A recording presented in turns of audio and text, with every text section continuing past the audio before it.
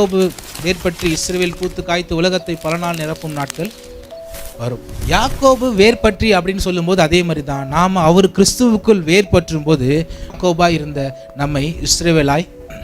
யாக்கோபு என்பது எத்தன் என்கிற ஒரு வார்த்தைக்குரிய அர்த்தத்தை தருகிறது. அவன் எத்தனை முறை ஏமாத்தினான் அப்படின்னு பார்த்தீங்கன்னா 2 முறை ஏமாத்திருக்கான். அவன் 2 முறை எப்படி ஏமாத்தினானோ அதை விட 2 முறை அவனும் ஏமாற்றப்படுகிறான். அதில் இன்னும் அதிகமான வேதனை அவனுக்கு உண்டு.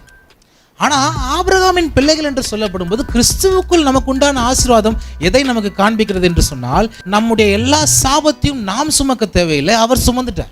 நீதிமானுக்கு பூமியிலே சரி கட்டப்படும் சொல்லப்பட்டிருக்கு. அதனால நாம் செய்த எல்லா குறைவான காரியங்களுக்கும் தேவன் நம்முடைய வாழ்நாட்கள் அப்படியே தண்டனையாக மாற்றிடுவாரா, அனுபவிச்சே ஆகணுமா அப்படின்னு யோசிச்சிங்கன்னா, இந்த பூமியில் அப்போஸ்தலனாகிய பவுல்னு ஒருத்தர் இருந்தார். கிறிஸ்துவை விசுவாசிக்கிற சபையை துன்பப்படுத்திட்டு இருந்தார். அவர் எந்த அளவுக்கு சபையை துன்பப்படுத்தினாரோ தேவன் அவரை தொட்டபோது எப்படிப்பட்டவனாய் மாற்றப்பட்டார் என்று சொன்னால், எந்த அளவுக்கு சபையை துன்பப்படுத்தினார் அதை விட டபுள் மடங்குக்கு மேலே அவர் சபையை நிறுவும்படி தேவன் அவரை எடுத்து பயன்படுத்தினார்.